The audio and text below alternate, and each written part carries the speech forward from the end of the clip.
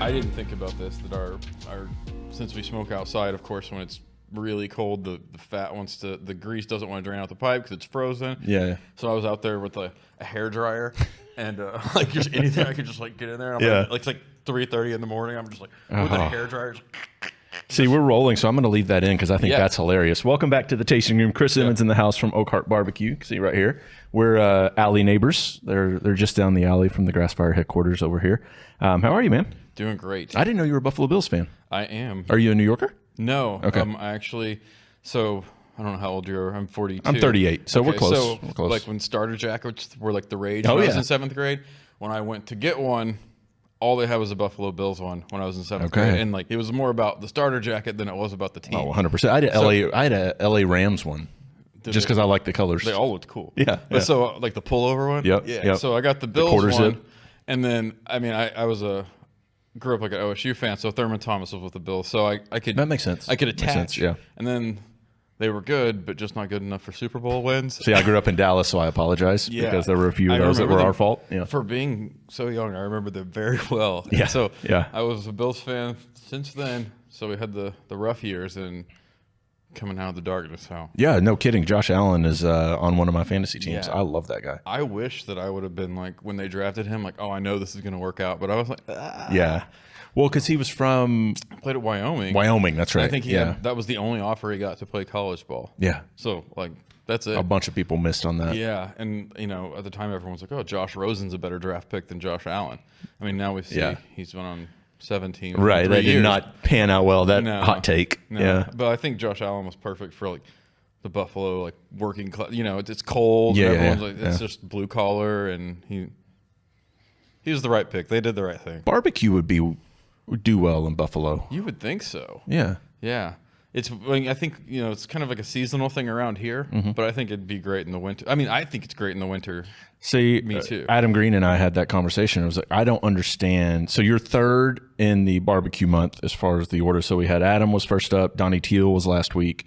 You and then Justin Carroll will be on from 1907 to wrap it up. But Adam and I were talking. I don't understand why barbecue is a summer seasonal thing because there's nothing worse to me than, especially here, it's 115 degrees outside, or eating heavy. And you're standing in front of a hot smoker or a grill. Like I don't get it. Even just eating it, if someone else is cooking, I think like the heavy meal, the barbecue can be is like in the wintertime feels good. Whereas in the summer, like. I don't want to like eat that and then drag myself outside into the heat again. Yeah. I mean, first, it's good all the time, but I mean, I think winter for me it makes just as much sense as the spring or the fall. I'm with you. So let's talk about your. I'm very curious in the barbecue world. Like Donnie got into it from doing competitions. Adam got into it. It was his wife's dad's business that he bought.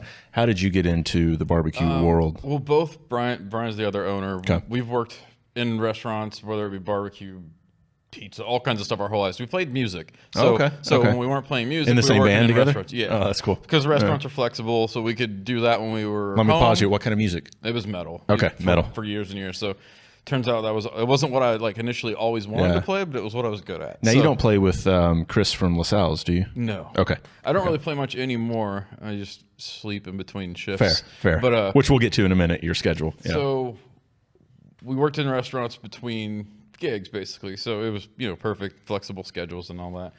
We wanted to do competition stuff, and that's how a lot of people get into it. So we worked on stuff, and we had some ribs that we thought were amazing, and chicken competition, it is what it is. It's kind of odd, but we didn't have a brisket that we loved, and this is 8 years ago, and it's going to lead back into something that always comes up, which is Franklin and Austin and Texas. I was going to ask you about that too. Yep. So we were just kind of like Googling around, like best brisket, rubs, blah, blah, blah, anything. And what kept popping up 7 years ago was Aaron Franklin. And this was Franklin's barbecue. Almost 8 years ago, especially 8 years ago. Now it's kind of like, and it was still like kind of hot. Like it wasn't new in Austin to people, but it was starting to get new to everybody else before like the PBS thing. And so we took a trip down there. And funny enough, we didn't check, the 1 week they go on vacation in the summer is when we showed up. Oh, no. But it was awesome because there's many there's good La places Barbecue. there. And we actually went to La Barbecue. Yeah. It was like their first trailer. That place changed my life. I love that place. one of our favorite pit masters and one of the dudes who's kind of like doesn't get all the shine that Aaron Franklin does is John Lewis. And he was at La Barbecue then, or he had just left La Barbecue maybe. And another dude was the pit master there. I believe he's one of the owners of 2M in San Antonio. Okay. And so we had, I mean, this is like home runs. Oh, yeah. Everybody. Yeah. So we ended up at, the first place we went was Micklethwait, which was a little trailer right down from Franklin. So that was where I had my first beef rib, first brisket, like real, like the hearty, like Texas brisket. And so our first trip, it was always supposed to be like a day. So we ended up 2 places, came home. We eventually made it back over there. Yeah. I mean, and so I guess we can say our goal is after we went to Micklethwait, we're like, it was a little old trailer, refurbed, cool music, patio. It was just, the vibe was great. So we're like, why? This couldn't be a lot of money to start this up. And that was our first thought, is let's do a trailer. Not a truck, because I mean that's money, but a trailer you can. But funny enough, trailers are expensive too. Yeah, which is why we didn't really do it, because the financing of it was just so bad. I couldn't pull the trigger. I was just like, I can't. Yeah, I can't sign on that. But our initial thing was to do just a small little, find a permanent spot for a trailer. Turns out, you think about it later, like just what I was talking about in the cold, just cooking in the cold, much less having a trailer and all that. Like it would have been rough. Yeah, it wouldn't have worked out. And especially now I see the hours that go into it. We were just, playing on like us and one other person. It was like, it wasn't going to work. And the trailer probably wouldn't have made enough money. So it's good that years and years passed before we got this opportunity, because we got a lot better at cooking. And so during that interim, were you competition stuff? Oh, we actually never really did. You never did? We never really entered, because we kind of got into more of just like traditional, just trying to make awesome briskets or beef ribs or things that we had never really done a whole lot, Sure. But yeah, we never really embraced competition. It looks really fun and stressful and crazy. If those two things can be, I mean, I tend to take everything too serious, so I think it would be mostly just stressful. Yeah, I'm kind of like an all or nothing kind of dude, so I'd be in it and it would probably. I get that. Yeah, I could see that. Yeah, I mean, I'm the same way with this place. Like, it just carries home, and it's always on my mind. And so, how'd you find that brick and mortar down the alley? I mean, crazy enough. So my buddy owned, or he didn't own. He was leasing a building for his CrossFit gym, Oakhart CrossFit downtown, which is now he's Midtown. But there was a building next to him that was empty. So I was talking to him, and that one, and so we looked at it and everything, and turns out the same landlord was renovating this building on 3rd, and after thinking about what we could do with this building versus what was already set up there, this would be much easier to build to our liking rather than convert that one. And it was just everything. The parking was better, and that's funny to say because you know what it looks like. But parking's like our thing, or our biggest struggle. But I feel like it almost like every barbecue spot I feel like has some quirk. Right. I mean, like if you talk Franklin of all places, like the actual parking, I think that is theirs is like, I think it's bigger now, but like the first time I went there, the spots that were actually theirs was not a lot. I believe it was pretty small. Yeah. Now they got a little lot, and but I mean the line just snakes or through even it. Even like going to Micklethwait, we park on the street, walk down, like. But yeah, if we take any flack every once in a while, it's kind of like your parking lot sucks. It's like, sorry, it's bigger than a lot. Because you can park across Utica in a couple of those spots, I'm right? sure people get sick of me like posting that, like overflow parking across Utica. But it really, if you park across Utica, you can walk straight to the front door. Faster than you can. What walk people don't know is you could park in that big parking lot right there. Yeah, but I don't want people to know that. So I've seen it. I've seen it a couple times. But I mean. Yeah, it's okay. We do all right with it. It just depends. Like if everyone who comes to eat that day drives themselves, sometimes the parking lot will look like it's a madhouse inside, and it's just super casual. Right. But if people carpool, then they match each other. You know, it's a chaotic and a little bit loud in here. But there are days when the parking lot looks like you would drive by maybe a different day. When inside it's plenty of food and makes sense. 5 people in line or something. Makes sense. So you had years of R&D basically before you opened your doors. And they weren't solid years. You know, it's not like we were cooking every weekend. I mean, there's probably actually like years that went by that we weren't too. Yeah. And then, I mean, really, I think with being in and out of restaurants and stuff, we learned enough of how to operate day to day. I mean, of course, we're always still learning, and there's plenty of things we didn't and don't know that we're still picking up every day. But eventually, it was just like, dude, go for it. You know what? Yeah. I mean, what's the worst that's going to happen? You're going to lose all your money. You got to jump in the pool eventually, right? I mean, you really do, and it's worth it. I think it's always, no matter what happens, even from here on out. I think you don't want to have the regrets. Sure. I mean, your food's delicious. I love, and I'm a barbecue guy. I have a Pits and Spits and a Hasty Bake at home, and like what we were just talking about, I love doing it when the weather's right. I'm not going to get out there and sweat to death. But I'm a summer person. Like I love, I don't really love the winter, but these last couple days when it's been 60s in the morning, it's pretty nice. I can't I talk a lot of trash on like the winter and like I don't want summer to end, but you kind of those couple mornings I have to admit have been pretty nice to like walk out the door and not just like immediately get hit, because I mean the pit's 20 degrees hotter, 20, 25 than what it is outside. And you have a big one. Yeah, it's 1,000 gallon. 1,000 gallon. Yeah, so if it's 105 outside, it's like 130 in there. So that was custom made? Yeah. Austin Smokeworks. I was going to say down in Texas probably. So you fashion yourself as a Texas barbecue place, right? I mean... Or am I overstating that? I mean, hugely inspired for sure. Okay. Like, because I mean, when we first started, like we didn't have bologna. We do now. Fair. It's one of those, but like, dude, we're in the customer service business. I mean, if people want something and they like a lot of Texas restaurants don't have a hot barbecue sauce. I mean, if you think. It's true. And we didn't for the first 9 months. People asked for it, and eventually, once we made one that we were happy with, like we'll roll it out. So I mean, as far as like, yes, the like brisket, Texas ribs, Texas sausage. I mean, that's what inspired us. Those are the flavors that we liked. I mean, the super simple, like for me, that's just, I got floored by that. And I think it's kind of like, I didn't grow up in barbecue. I grew up more of like grill stuff, like steaks and just, I've always loved beef. So whenever I had beef that hit like steak, like, oh, that's just as good as like, it's not.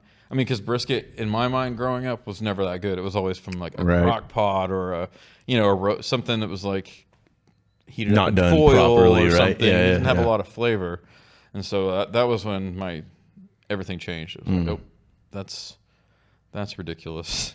So when you say like brisket and ribs and all that are Texas, what's that mean to you? Like when you say that, are you talking mainly just rubs or how you cook it or what you cook it on? And even like just the offside is kind of like a I mean, but do you use post oak? Yes. Okay. Yeah. So it really is Texas then. Yeah. And it's, luckily it's easy to get. Tons of people here don't use it, so it's not a lot of fighting for it. I think some of the bigger people around here are chains, actually, like Hickory. And I know Adam, I think he uses pecan. Yeah. So yeah, yes, it's pretty Texas for the most part, and that was what we were shooting for. To be honest, we have a Texas flag in there. I remember, like taking a little, like, oh, we're gonna take heat for that. I was like, it's Texas barbecue. Like, I graduated from OSU. We're all from Oklahoma. It's just like an ode to the people, who we've learned some stuff from and who like inspired us to take the leap. And it's also kind of the culture, because they do have a huge. It's a vibe down there a lot of times. I hate 100%. That word's kind of goofy, but like you'll stand in line and it's different, It's something. There's young people and old people. Like it's not just it's fun, you know. It's more of a. There's just a ton of people down there. That's how it works. That is one. There's a ton of people in Austin, Texas. That's very true. So they have 15 barbecue places that all do similar things and still all do well. Right. I was going to say the reason I'm sipping this and you're not. So I'm sipping a Deadwood Tumbling Dice that I picked up from Emily's store, Ranch Acres, the other day. It was a barrel pick she did, I believe. It's really good. I think it's just MGP. It has 35% rye, 60% corn, and then some barley. But you're not drinking because why are you torturing yourself? What are you doing? I'm embracing the 75 hard challenge, I guess. I'm really just trying to like get it's I think people see it as like a physical thing because you have to like work out twice a day, but really it's just it's a mental discipline thing to make yourself do the same things for 75 days. So it's 2 workouts a day. It's no alcohol. It's a gallon of water. Yeah, and one workout has to be outside. Right. So what it's a great time for that. It's perfect for that. December, that wasn't strategic, but I'm not gonna. I'm not gonna. I think the gallon of water would be the hardest part. I'm awake a long time, so I can knock it out pretty easy. And it's hot, or it has been, so that's not too bad. You have to read 10 pages a day, take a progress pic every day, which is funny that those little things sometimes are the worst because it's at the end of the day. You're like, oh, I didn't read. So you're like, and you're tired and you're just like really at the end of your day. Yeah. And like, I mean, I've failed this before, so I know. You're going to do it though. I've been 34, 35 days in and you've miss one, you start over. Like if you don't take a picture of yourself that day, back to one. And that's why it's so. I would almost make myself do the reading and the picture first thing in the morning. That I can do the picture first thing in the morning, but once I start, like, I just go straight to work. Yeah. And I don't want to get up any earlier than I do. So your schedule, you've mentioned that a couple times. Did you draw the short straw or did you want the overnight? I'm a morning person by nature, so it just made sense. Even though this is not a morning. I mean, person. I was going to say I like 5 a.m. is great for me. Like that's when I start clicking really. I like about 5 a.m. But this is 3. So you start. I start the fire at 3. Okay. Yeah. So, and I live close enough that I just get up at 2:30. Okay. And I try to have everything laid out. I mean, it sounds like I was in the TV world before we opened Grass Fire, and I mean that sounds like the overnight or the morning show schedule. Like, people's alarm goes off at 2:30 to be at the station. I see like news trucks and stuff over at across at the health department all the time. Anytime they have something that's early, I'm like, well, somebody's out. Because usually it feels like it's just me within like if I'm like a mile in any direction, it's me in the quick trip. Yeah. But I feel like there's nothing out. So if I hear anything, I know it's probably not good. Right. Which is kind of frequent. Yeah, no kidding. Yeah. So how much, when you get there at 3, you start the fire, do you season your briskets like the night before to let it like set in, or do you do it the day before? Okay. And if this is like secrets, don't feel like you have to say really anything. The night before, and it's just about, I think more than anything, it's just the convenience because I go straight onto the rib shift. So the first thing I do is season ribs. Okay. Put ribs on, trim ribs for the next day, and start doing prep stuff. So that's really, it's more just, and also like, who knew what? Like, so Brian's way better with briskets than I am. Like the rib world is like, the rib shift is more my world. And so it's just,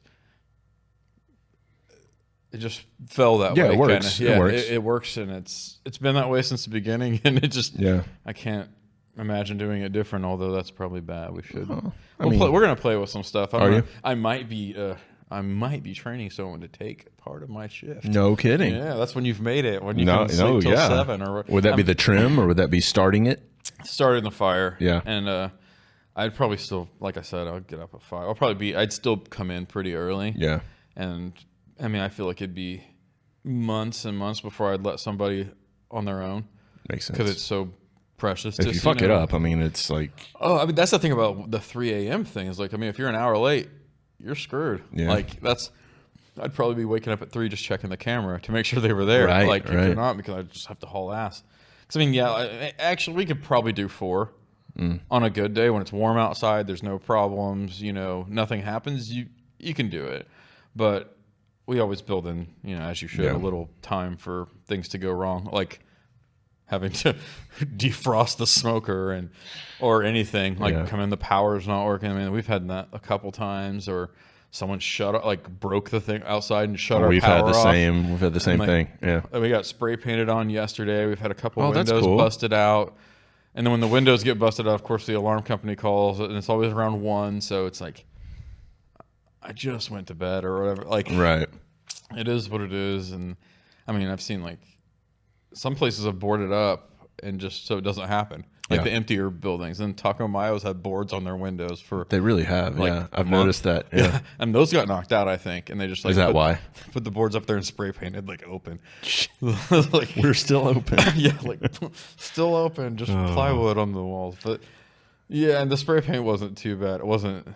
The artist turn it into some art. He also got across the street, and I saw somewhere downtown that I saw the same art. Okay. And it's not. It wasn't a huge tag that was like multicolor that would be hard to get rid of. So right. I think a couple hours of power washing, they took care of it. But that's funny. It's part of it. Yeah, I guess it is. I think our first break-in was a few months after being open. It was just like, what are you trying to take? Are you assuming there's cash or you want food? Yeah, they took the register, like the cash box, but there's like nothing in it. Everyone knows there's nothing in it. But the problem is that when they ripped it out, it ripped the cables. Like, I remember I tried to eat the next day and like none of the stuff was working. Yeah, and it's those cables, you can't just go buy them, Right. of course, because they're like, they come with. But luckily, when High was here, Nick had an old one. That's right. And we were only closed for like a day because we borrowed that from him. And that was freaking huge. Because Yeah. we didn't get our new cables for 5 days. And we expedite, everything. And that was did pretty everything. early on in your And deal. I mean, we were Yeah. open 3 weeks and then closed for 2 weeks because staff had, there was a lot of COVID in our building. Okay. So yeah, we were open for 3 weeks. It was going great. Closed for 2 weeks. That's a gut punch. And then we were back for like a month and something, and then the cables get ripped out. And that was back in the time, I don't know, things have changed a lot. Back even then when like the COVID outbreak kind of thing, you're like kind of hesitant to even talk about it because it still just felt like a stigma or something. Yeah. Yeah, because we were just like, unfortunately, due to blah, blah, blah, we have to. Yeah. And really just, and ultimately you end up saying what's going on, but you just at first you're just like, ugh. Because it wasn't due to like being irresponsible. Right. It's not an awesome subject. No, but, it just happens. There's just Yeah. not much you can do about it. Yeah. I mean, you do your best. And It's still weird now. Like I was on a plane Saturday and Sunday this past weekend going down to see family in Dallas and hearing people. Now, luckily, the guy that was hacking up along on the plane was wearing a mask, but now there's questions of how much do they actually work and do and all that. Yeah. But it's still weird to me. Like I don't think it should feel weird, but it still feels weird to be on a plane without a mask. Yeah, and it got really deep in me personally, the cautious side. Yeah. It maybe even a little too far. I mean, I don't know if you can be too cautious, but I mean, and like when you're in a man, like your staff, you're supposed to look out for them, and you want the best for everybody. I remember your whole staff wore masks. Yeah, for a long time, and it was even like, and we still had people, outside of work calling like, hey, I'm positive, and I was like, well, maybe we all didn't get it because we're wearing them. Yeah. Who knows? Maybe not, or whatever. And it was just so it was really hard to even like say like, okay, let's take it off, because after that 2 weeks, I mean, you think about you lost your momentum that you just got. That's a horrible time for that to happen. No, I mean, it was Not that there's a good time, but that's a horrible time for the business. It was pretty rough because we just started it was 3 weeks and it was going, I mean, as well as we had hoped. It was when we weren't like lines out the door or anything, but we were building, and the 2 weeks you shut down, you lose that money, and the worst part is you throw away all your product. Like I tried to give some, like I think maybe at that time Tulsa, like Philip with Tulsa Brisket Company, maybe he took a couple briskets off of me, and I think we tried to see if Justin, I can't remember if he needed any, but we were just like, just take them. Yeah. Then you end up having to rebuy it, and I'm sure we can talk about the price of this crap too. So I mean, that's why I stopped cooking brisket at home. It's insane. It's not worth it for me, a crazy. single guy, to spend that much money on a brisket. It's still crazy for. Is it in the fours now? It depends what you want. Well, that's that's a valid point. Yeah, I mean, it's in the fours at Sam's, and it's in the four for like a prime that isn't as just not. There's there's different levels and different companies. So like there's some that are just under $5, but they're just not the ones we're proud of. You know? And they're still nice briskets, but like to really. We really want to shine, and it's just, it sucks because you have to spend all this money. Yeah. And I mean, you can cook a good brisket, but we want to cook a great brisket, and you're spending. I mean, you can spend almost $6 right now. It's unreal. That's crazy. That's insane. Yeah, I mean, especially when you're talking I think this is like pre-COVID. I think the same brisket was barely over $4, and that was for like a really nice brisket. Yeah. I remember Sam's pre-COVID. I mean, it was in the upper 2s, low 3s when it was on sale. When we first got our first quote, or started got hooked up with, we used Benny Keith and Cisco both, and we're talking pork was like barely over $1. It's it's over $2 everywhere for pork butt. I mean, Sam's is over $2 on a pork butt. So it's crazy. That used to be like the cheap meat that you could. Yeah. A lot of people do. I love pork butt. I don't mind it. Yeah. I go through phases in and out of what I care about. I usually have like a bite of brisket every day because we just mess with the ratios and seasoning. It never really ends for us, and I'm assuming that's everybody's thing. Do you change your rubs? We have changed. Or do you maybe same ingredients but levels? We've done that, and we've a little bit more of pepper. We've messed with that. I mean, that's almost like a always tweaking. Yeah. You probably can't. I mean, we were probably the only ones that notice. Well, For the if most you eat part. there enough, or if you eat there day to day, Yeah. And then, but like, you have to eat a ton of brisket to notice. Like, I think you used a little. it's a valid point. But I mean, you can definitely notice too much salt or too much pepper. too much salt really. for sure. Yeah. Yeah, because I've heard like some people like oh, too much pepper. It's like spicy. We don't get that, but I've heard that. I'm a black pepper guy. I like it all. Yeah, So yeah. But yeah, we've tweaked on brisket, but just like it's so minor, and then we notice it. We can notice Yeah. it. But So if you're true Texas barbecue when it comes to the brisket, and you're modeling after Franklin, do you use the Lori seasoning salt? we have and Yeah. we don't. We do and we don't. We Yeah. have and we haven't. Because Like that's the secret recipe that he that's- used to say salt and pepper. Yeah, that's what they call like the worst kept secret in Texas barbecue. Right, exactly. Yeah, so we have and we haven't. Like I said, we've tried stuff like closer, like just, I mean, it's all simple. Whether it's like, no matter what we're trying, none of it's stuff you don't already have under your cabinet, like with like onion powder or garlic You're not powder. inventing spices There's over there. nothing wild. Yeah, there's no coriander Saffron or something. brisket. But some people have, and like I'm a Neander. I'm a caveman, and like I'm just not that. I think complex. I mispronounced it. I think I said Lori's seasoning. It's Lowry's. Oh, Lowry's, right? yeah. Lowry's. yeah. Yeah, I caught myself when I said. Yeah, it. but that was the funny thing is now that's everywhere. Mm-hmm. Everyone knows all about that. And when we were trying to figure it out years ago, like we could not because it figure out- wasn't just I was salt and pepper, right? And we dug around, and this is like before there was like you dug around, and we found an interview with John Lewis when he was at La Barbecue, and his rub had it, and that's the first we ever heard about it. And then some years now, it's like everybody talks about it. Yeah. But Because prior to knowing you could use it for barbecue, it was really used for like Cajun type cooking, right? Yeah, and I think I don't think Seafood I ever stuff used it anymore on like French fries or something. Yeah, like that. stuff like Probably that. like that. Yeah. Growing up, and I don't think I ever used it in. But I'm no chef or anything. Like I don't have a lot of skills in that. Right. Like I'm barbecue dude, and that's about it. I like to grill. Like I love steaks, but Yeah. I don't think there's anything better. Like when I think about Very true. Yeah, that's all I really want. I could eat steak like 4 days a week if it was. It's also extremely expensive right now. Well, you can't do too. that. Yeah. Yeah. But So that's nothing hits home like a good steak. right. So being so Texas influenced, it had to mean a lot when you were in Texas Monthly. Yeah, it was crazy. Because for guys that don't know, that is, I don't even know how to describe. I don't know what an equivalent would be.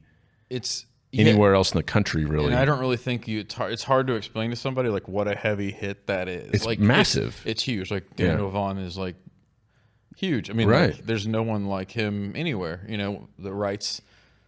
His job is barbecue. Like, what would a comp be? It's almost like a New York Times review back in the day, maybe, or something like that. Something like for like a fine dining restaurant. Yeah, it's kind of hard to, and it's even like it's when you try to explain to somebody like it's crazy that we were in there because I mean all this like we just started driving down there and like trying to like figure like watch what people were doing and learn stuff, and then like that came out a year like our 1 year anniversary that came out. That's awesome. Yeah, so I was like I did not expect that. So how did you find out? Did they interview you guys, or did they? Because I didn't actually get to read the article. So the day that Daniel was in town, he went to 1907. Then he came over to our place, and spoke briefly. But he was on another trip and just happened to be coming through, I guess. And then he sent us an Instagram message like, "Can I call you on Monday?" And like, sure. Had no idea like what it was really gonna. If it was gonna be an Instagram post or something. Sure. And then I think he told us that it was going to be in Texas Monthly, and we're like, oh my gosh, definitely unexpected. Yeah, a lot of it's unexpected. We've never done this before, so even like when like Tulsa World came, it was like, oh wow, and that really helped us a lot. That was a big one for us. That's when we jumped a little bit. Was that a Scott Cherry review? No. Gosh, what was? Oh my gosh, blank. It'll come later. Yeah, but I remember a couple of people came. And we were talking to me like, we came because this guy doesn't say nice stuff unless it's true. And I was like, awesome. And that really that was our first difference maker in town. And he's like, you're probably going to get quite a bit busier. We're like, okay. So we load like one more brisket, 2 more slabs of ribs. And that's when that 12-15 thing we were talking about earlier. Oh, yeah. That was a couple of those days. And I was like, I can't believe that. Like, I mean, again, like.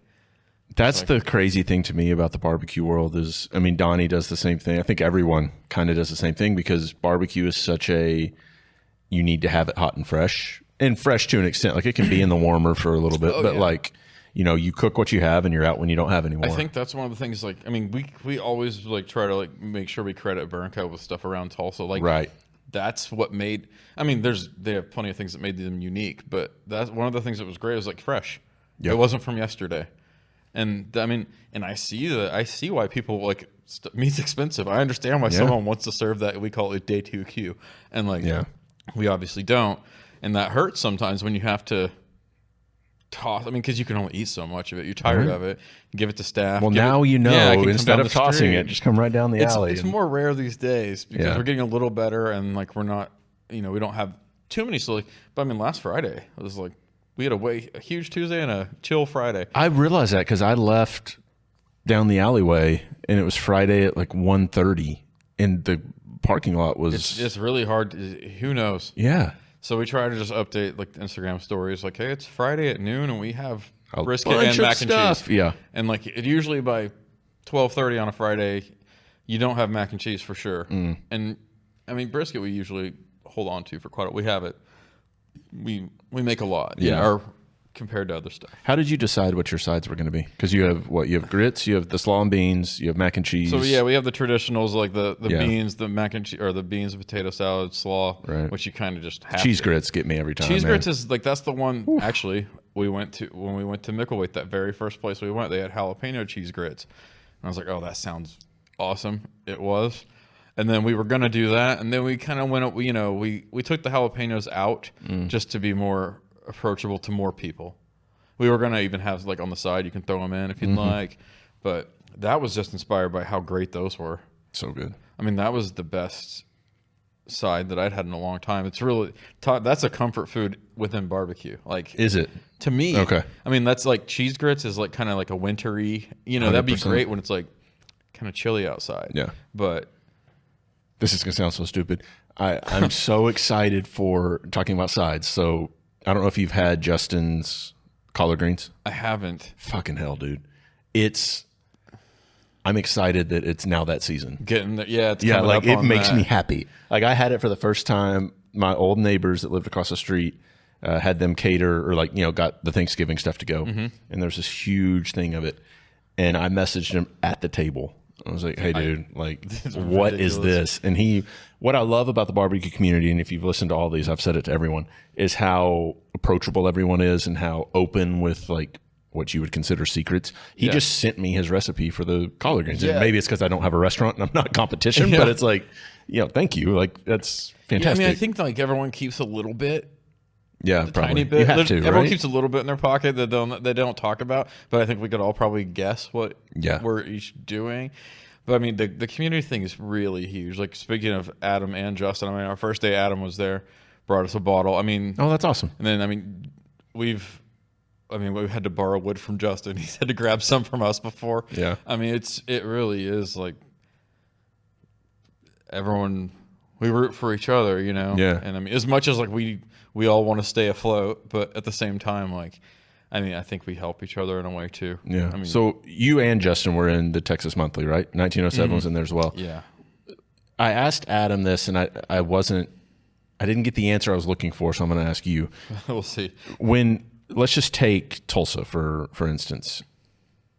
When you're all cooking somewhat of the same style of barbecue, what is it that differentiates Oakhart from 1907 from Max from, you know, whatever that is? Because Adam's answer was, well, we're just Max. Like, we do things our own way. But in a broader sense, like, you're all kind of cooking in the same similar style because you're all in the same city, same region. So what do you think is the differentiating factor between, because obviously like Carolina has their style, Texas has its style, Oklahoma, Kansas City has its style. Yeah, and the thing, gosh, I wish I had a great answer, but I mean, really, it isn't. There's not huge differences. I mean, like Justin's a little more like he'll go out on the limb a little bit more. He does the Mexican stuff sometimes, like he's done some stuff like he's got a little more flair in that world, and I think we're more traditionalist. I mean, not that he's not, like he definitely nails the traditional as well, but we're just we just want to do the basics great and do it every day great. I think that's the hard, like this isn't answering your question at all, but it is one of the things that like, it's a grind. It's hard. Every day is a challenge. And if you can knock it out every day, even the ones you don't feel good or things are rough, like I think that's the biggest thing for me. I get that. Sets people apart. I mean, because we all do have rough days. Like 3 Tuesdays ago, I had a cook that was just, everything came out fine. It all looked good, tasted good, but it was just a struggle. Like I just could not get on track.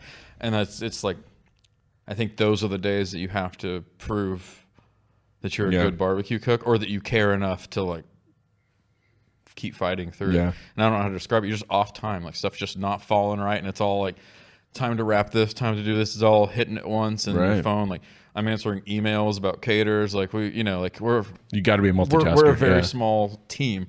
And like the phone, that's what I like. Sometimes I have to like, I'll be back to you. I'm also cooking the ribs for this morning. And I'll like tomorrow I'll leave the pit, hit a cater, stay there till 1. Like it's just right now. Like if we get prices of meat back to where they were, I could replace that. I could take for sure. I could get another person, and they're super easy. How much of your business is catering?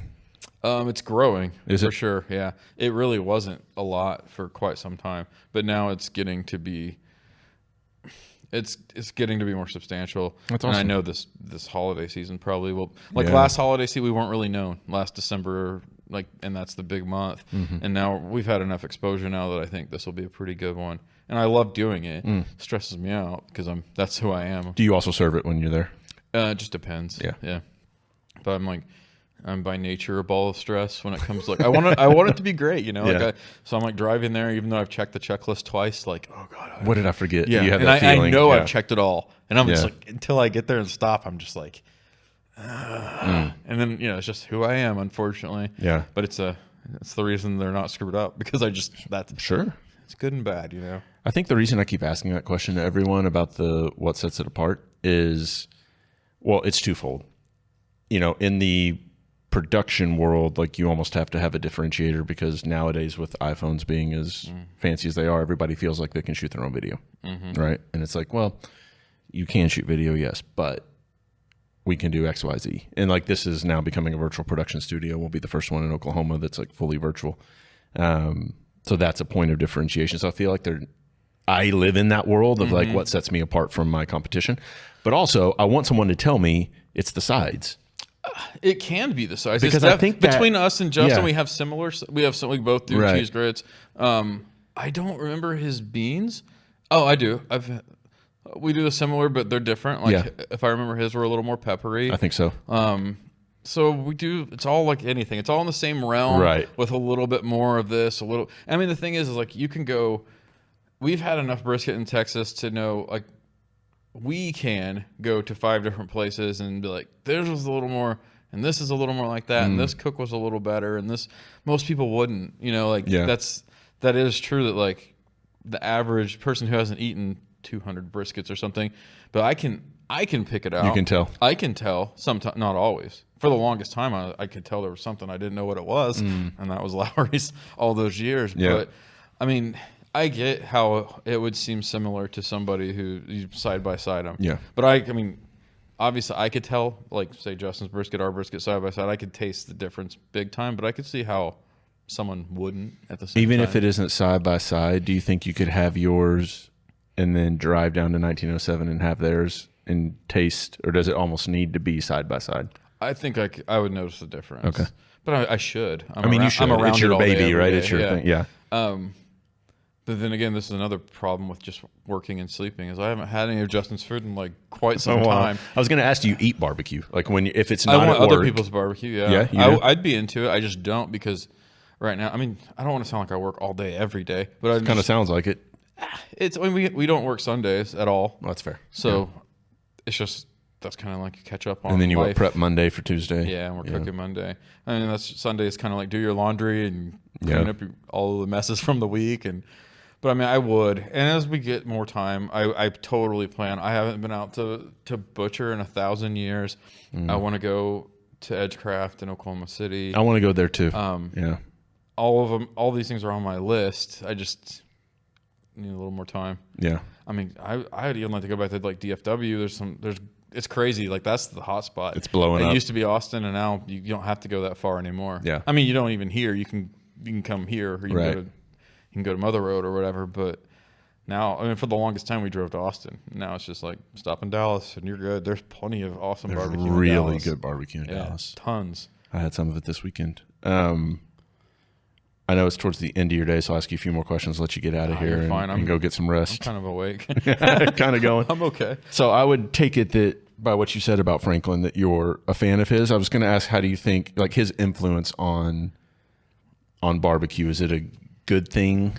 Is it, I mean, eyeballs is always a good thing, but overall, do you view it as a good thing? It definitely, I mean, from my perspective, I don't know. I've heard other people feel differently, but I mean, as far as the people I know, like, he kind of helped make it cool with a younger crowd, you know. It wasn't, sure. And I mean, I think one of the things that comes up a lot is like his, like, oh, Aaron Franklin says this, like, it's only this, it's only this, exactly, like clean smoke, blah blah blah, all these different things. It's like, man, that's what like the like kind of, because Adam's on the other side of, like, it doesn't have to be 3, 2, 1 for ribs. I don't think anything has to be anything. Right. I think that he did create such an awesome, like, that brisket was, I'm sure, however many years ago, if it was that good 10 years ago, probably knock some socks off, you know. So of course, like, people want to do it like that. I mean, there's reasons why it works, but it's not that like other people weren't doing awesome barbecue before that. But I mean, I don't know the dude, but I mean, right. But he seems, I mean, he obviously knows what he's doing. Yeah, and you know, he's successful. He has a James Beard. Like, I think he's. I mean, definitely, it's been good for. Like, if you see his, like, Texas barbecue expanding good, then he's been great for it, because I mean, you've got places all over, you know, popping up all over that are Texas barbecue or Texas inspired barbecue. So I mean, I can't imagine. I can't think of anything really terrible, you know. I don't know, other than just like if people like read the book and say, like, it has to be what he says in the book. Yeah. Like, I mean, for instance, like the Lowry's thing, like, you know, he didn't tell you that. But I mean, everyone's got their secrets. For sure. But I don't know. I don't know what made me think of this, but when I was in Dallas this weekend, I was driving through, I think I was in somewhere between like Plano and Dallas-ish or something. I saw, and I'm going to tell you the name of this place, and I kind of am talking shit on them, but I didn't eat their food, so it might be spectacular. So it's just not a judgment on their food. It's just by name only. I think it was the worst name of any restaurant I've ever seen in my life. It was Meat Anytime. That was the name of the restaurant. MEAT. It's probably incredible. Anytime. It's probably delicious, like the right? Best barbecue on the planet. It's probably like Franklin's side project or something. But it was the worst. And the logo was like an M and an A, and then the state of Texas. And I was like, that's... Yeah, that sounds like it'd be like incredible, though, because you see that and like, it's probably like... It's probably the dopest barbecue ever. I think another thing on the Franklin thing is I think there's other people that we wish got some, you know, that's probably a lot of it. Much. I mean, because it does appear to like people from outside that like, oh man, Aaron Franklin invented all this stuff. Right. Barbecue wasn't around before Franklin had his show. Yeah. You know, and there's plenty of people that inspired him, you know, and I'm sure and he's given them shine as well. Who do you think's the godfather of barbecue? Who do you think is like is there someone, do you know a name? I just asked that off the top of my head. I don't know who it would be. Is there someone that was like the Julia Childs of barbecue? Like back in the day? Yeah, like old school. I mean, well, you have like the old school places in Texas, like in Lockhart. You've got right. like Kreitz Market and stuff like that. Like, I mean, probably some of those guys. That's as old school as it gets. Like meat markets that turn. I love those places. Do barbecue as well. You know, like that's those. I think you're probably right. Some of those guys that just like you don't really know their name. Hell, even Butcher's Barbecue, the guy's dad that runs Butcher's Barbecue has been around forever. Dude, yeah. You know, he used to be on those like barbecue pitmaster shows and stuff. Yeah. We used to cook on Saturdays, and that was like one of the free channels on your TV when you didn't have cable, would show all those like all day long. So by the end of that day, I was so sick of barbecue. I'd like watch that and cook a brisket all day. Those are the days when you cook a brisket at your house, and by the time it's finally done, you don't even want it. It's like, I'm not hungry. You're like, I'm so over this. Like the heat and the smoke, and it's just like, and then you like like you go sit it down to rest, and you're like, I'm just gonna go to sleep. Yeah, because we're cooking on some crappy little offset that like you can't leave it for like 15 minutes. It's either gonna be like 450 degrees or 10, and so you're having to just babysit it all day. It's like a that's the thing. I was gonna ask your advice for like people getting into barbecue if they were gonna try it at home. I'll just give you a piece of advice before I ask you. Burn some fires without any meat. And just learn how to control your fire. Yeah, that's huge. Because that's a big thing. Because like your peaks and valleys and all that. Like that's, know when to put the meat on. That's part of why a brisket is awesome. Like the control. Yeah, it's not. Well, it's probably why you start the fire at 3. Because when do you actually put the ribs on? When do you put the meat on? Around 4, 4:30. About 4. It takes that long for the fire to peak and then to like get back to where it's. But this is another thing that goes like against like kind of the grain. Plenty of people who do awesome stuff, they'll throw the meat on, start the fire. The dirty smoke is, that's interesting. That's another one of those things that's kind of a thing. It was kind of like an internet thing for a second. I mean, it still might be, but like, Franklin talks about the clean blue smoke. Yeah. And then other people are like, the dirty smoke isn't that bad. I mean, that's. As long as there's not like in the 12 first, hours of it. Like in the first few hours, like it really gives it a smoky flavor. And you can and then after that, burn clean. And because that's when it takes in the most smoke is in the first few hours of the cook, I guess. I mean, what do I know? You just run a barbecue restaurant. Hey, it doesn't mean I know that much. I mean, I just know what I do, but that's one of those things that I don't like. I remember telling my dad when he smoked, I was like, "Oh, this is too dirty. You need this super clean smoke." And I was like, "I don't think so." Because just eat it. It's fine. But that was like years ago, and I just like was reading or watching videos, and I'm not talking about dirty, nasty, billowing smoke, but it's okay to have. I mean, it's smoked meat. It's not. But meat anytime. Yeah, it's just, man. It's probably so good. I'm going to have to go back and eat it now and give a fair review. I'm going to look it up when I leave. Yeah. But it was something. Progression-wise, as an industry, if you want to call it that, with barbecue, is there anything you see as far as innovation or as far as... Where do you go from here now that everybody can cook awesome briskets? Right. Like, is there something we don't know about that you're looking at or that you're pinpointing as like, what, that could be a thing down the line? Not for me, but that's not really who I am, I guess, is like, I like a lot of old school things. Like, I'm getting older, so of course I'm getting all set and things. Right. I mean, I think, like, obviously, like you said, sides can be fun and you can explore those a little bit more. And that's something we like to do, but we're tight on time right now. But we will be experimenting a little bit more. Not on brisket or anything. Sure. But like, I mean, you added baked potatoes. You added chicken every once in a while. We had baked potatoes off and on. Those are expensive right now. I don't know.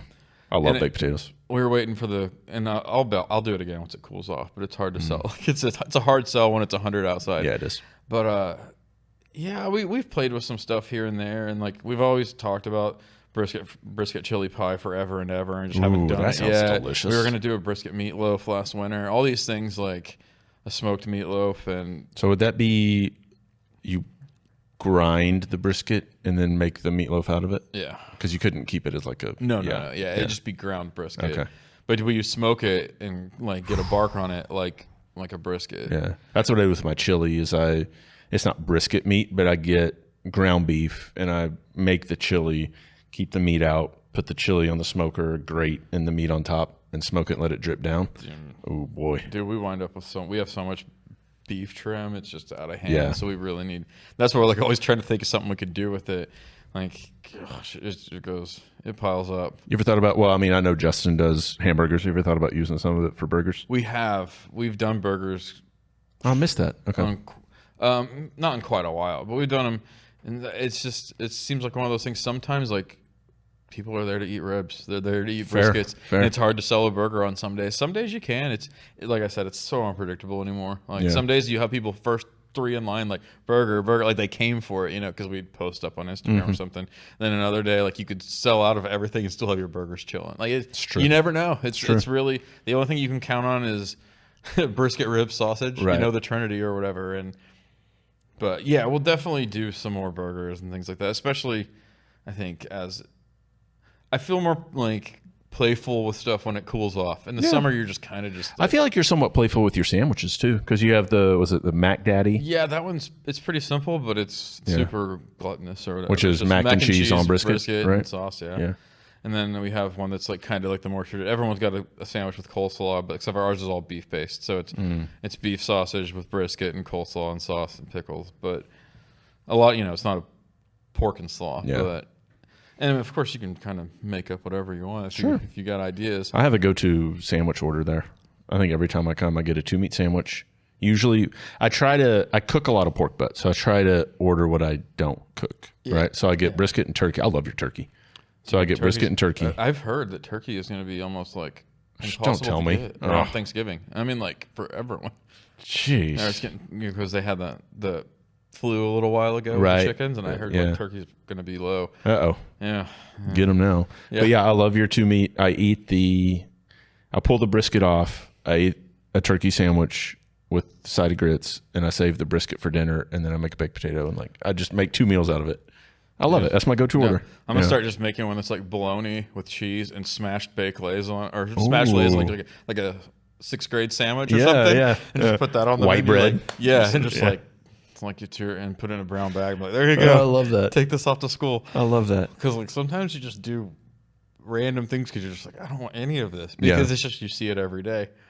I mean, like I said, I eat brisket a bite or so every day, but I don't eat barbecue every day. Right. I taste test things, but it would get old if you ate it every day. Yeah, I mean, but it could be worse. Yeah, well, that's a valid point. Yeah.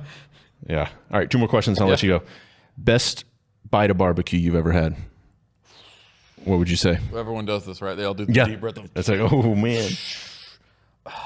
The hardest part is because you change. Your first That's a great point. The first one you had, it was like a clean. Like your palate had never experienced that, so you're like, oh my gosh, and you don't know if so if we could say it's Franklin or 2M or La Barbecue or all these places that we've all been to, if they would have been like any one of those, if it was my first bite of brisket or like a beef rib or something, that would be the one. Yeah, maybe not best, maybe the one that stands out in your mind the most. Maybe that's a better way to phrase it.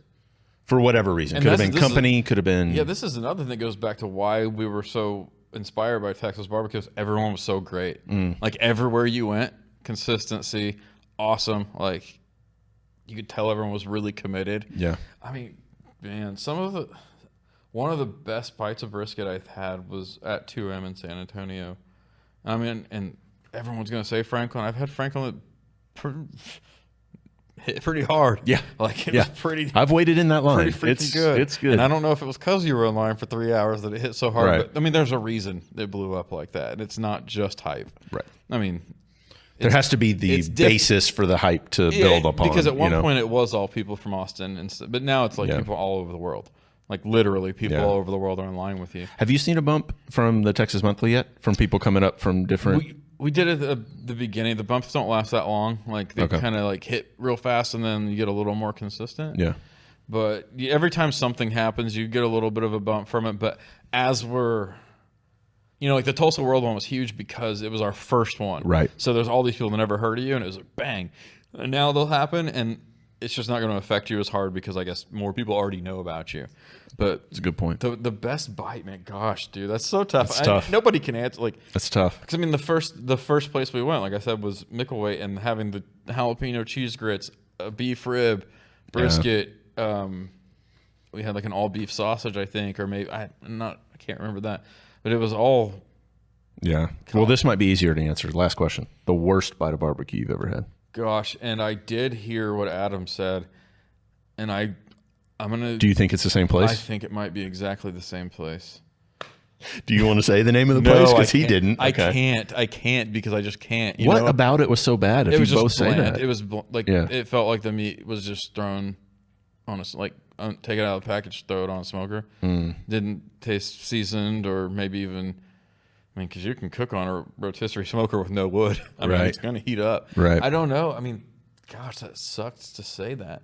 And I don't even want to talk about like big chains or anything because that's a different world. It's totally different world. Yeah. That's the worst bite of barbecue I've ever had was when I was judging one of the Hasty Bake competitions, and it was the other category, which is always interesting. Someone submitted alligator. Yeah. And it wasn't. It was white. And it had the pink smoke ring, so it just looked weird. And it wasn't seasoned well at all. And it was just rubber. And I don't even know how to describe the flavor. And I would want to give it a shot, of course. Like someone want to try some alligator, but I was the one that said I'll try that one. That would be me. Yeah, like, I think another thing that was disappointing about that experience is that, like, I think he might have mentioned this too. Is like kind of had some like high hopes, like, oh, I've heard really good things, and it just didn't miss the mark. Didn't happen, and it wasn't even like I don't feel like it missed the mark. I think that's just what it had become. Interesting. Maybe you know, like things change, and what things that were great sometimes aren't down the road. But yeah, I definitely don't want to like hurt anybody, but it just sounded really familiar, and it could be a completely different place. But I mean, that's what's gonna bum you out, right? Like kind of like the food's not very warm. There's no seasoning, and they don't seem happy to see you. Like it's not gonna be a good. That's a bad combo of things. I mean, even 2 of the 3 would be rough, but or one. I mean, or one of the 3. Yeah. I mean, because I guess customer service is so big. It is, and that's something that a lot of man, I don't know. A lot of places, even that we went to in Texas, nail it, man. They're having fun for the most part, you know. It should be fun. That's what like the part of the barbecue culture down there is like enjoying. Like, I mean, I think that's another thing you guys talked about is like the community, like the tables, and you sit with people you don't know, and it's not uncomfortable, and like you're kind of looking at what they got, and like if they're enjoying, you know, like that's part of what made it cool. Yeah. But beyond like the barbecue's great food, it really, I don't know. I mean, I don't know of anything that is like that. Another food thing. I mean, I'm trying to think. Like, feels more like drinking to me. Almost honestly, like go sit at Fassler and eat some barbecue. I mean, it would hang out. Feels like it would fit there, you know? Yeah. I mean, that's what it makes the most. That's the most. The easiest comparison or whatever. Comparison, because really, I can't think of. I'm sure there's something else, and there's probably plenty of unique. I'm trying to think of like ethnic foods where you just like sit around and kind of dig in, you know. And that's like big with like families, like actual real families, right? But with strangers, it is a little different, and I think you'll see that sometimes when people like look around, like there's only this one spot right there, and they may not want to sit there, and ultimately they do, and like hopefully they end up meeting somebody or whatever, liking the person they meet. Yeah, and like that's another thing that we've noticed is like, you know, we opened right dead center of COVID. Like it was not the great, you know, smart people don't open barbecue restaurants in a pandemic, but hey, we opened this place in the pandemic. Dude, it's rough. It was like, how are we going to do this? It was awful. Well, luckily, however you want to see it, we were already too far in. I say awful. We do live streaming stuff, so it actually, COVID was good to us from a business standpoint. So it wasn't bad. Man. So we'll just say it was the same one as Adams. We'll call him afterwards and compare notes. Yeah, it's got to be. Because I forgot to ask him what the place was. So I don't even know. Yeah. I told you guys when we were doing the podcast, I was just going to ask him when we hit record, and I didn't. So I don't even know. It's tough because you don't ever want to like. Right. I never expect someone to be like, oh, it was Oakhart. You know, like, you don't like, whether they suck or not, it's still how they make they put food on the table at the house. Like it's like, so it's tough. And someone likes it. Like someone did. I mean, the electricity's on. It's still open. It is all very subjective. Like there's people who probably like think we suck. I mean, I'm sure that's how it is. I mean, it's like, all right. Everybody's palate's different. Yeah, right? it's just not for me. Like that, we all have that. And I'll tell you mine. That's not the hasty bake one when we hit record. And I stopped recording because I don't want to do that either. Yeah, I just don't have it in me. You're fair. You know, so when can people come see you? What's your hours down there? We are 11 to 3 or sold out. We are Tuesday through Saturday. So don't come at 2:30 and expect to get a lot of food. And if you do, I mean, if you follow us on Instagram, like if we'll post if we're sold out. Yeah. Sometimes we'll even post what we still have. So we're pretty good about. I mean, unless you get annoyed by a lot of posts because we are trying to communicate what we have and what we don't. But I mean, we're pretty good about posting. And on those days that got really crazy, of course, like it's like low stock warning, and then like 10 minutes later, it's like no stock warning. Sold. Sorry. What is your Instagram handle for people? It's just Oakhart BBQ. There it is. You can go get some merch there too. It's a cool hat. Yeah, we're about to get some new ones. Are you? Yeah. I'll have to come try one of those. Waiting for us to get it together and order another batch. Good. So I appreciate you, man. Yeah, man. Thanks for coming down. Yeah, I'll be down the alley soon to eat some lunch. Yeah, now I know who I'm talking to. Exactly. All right, so week 3 in the books of BBQ Month. I was going to say, almost said Justin Thompson. He's already been on. Dude, Justin I Carroll. almost shaved a mustache and just rocked the Justin Carroll look today. You could have. I did it once, and somebody thought. So before we go real quick, I worked on Philip's truck at Tulsa Brisket Company a few times while we were in between. He helped me out because I didn't have a job, and so I did shave a mustache and went there and turn my hat backwards. So I was like, I know you. You work at the other food truck too, right? And it's like, no. But it was I didn't do it to be just. Funny. I just that's just what I was doing that week. I was having fun, and I was like, okay, probably not again because everyone thinks. Does that make Adam the Metro of the barbecue world because of his hair? Well, it's just because he has hair. Oh, maybe that. I think that's. And I say that lovingly. That wasn't a slight. If I had hair, I'd probably do something cool, but I don't have much. The one thing I noticed sitting across from him, I don't even think I said anything, was you have a good head of hair, man. Yeah, if I had as much hair as he did, I'd probably get haircuts and stuff. I wouldn't shave it myself at the house. So I'd be right there with him. And if I had the patience, I'd grow a beard like that too. I've had them. Yeah, he's got a good one. But you gotta do some work on that. You can't just crawl out of bed and you gotta have the beard oil and all that stuff. He comes in a little bit later, so he has time to do that. But I'm gonna tell him he's not working quite hard enough. Then no, I think he's working hard enough. He just doesn't. I just can't. I can't blow dry a beard at 2 in the morning. I just can't imagine. Well, maybe when you hire your new person, you'll have time to do that. I'm getting a little lazy for the beard world too. That's a lot of work. It is a lot of work. Yeah, man. I appreciate you, man. Yeah. Go down, see Oakhart. It's delicious stuff. Get whatever you want, but definitely try. Well, real quick, if someone's coming in for the first time, you would recommend they order what? Dude, what's the go-to? I mean, everyone's gonna do brisket because it just is what it is. It's, I mean, I would go ribs and cheese grits. There you go. And man, you can throw a little brisket in the grits, hit it with some sauce. There it is. Have a little bit of fun. Chris, appreciate you, man. Yep, thank you so much. I said that weird. Appreciate you, man. That's what I was trying to say. Much appreciated. It's late, right? It's just one of those words are gone. Yeah, it's all right. Justin Carroll next week. We'll see you guys then.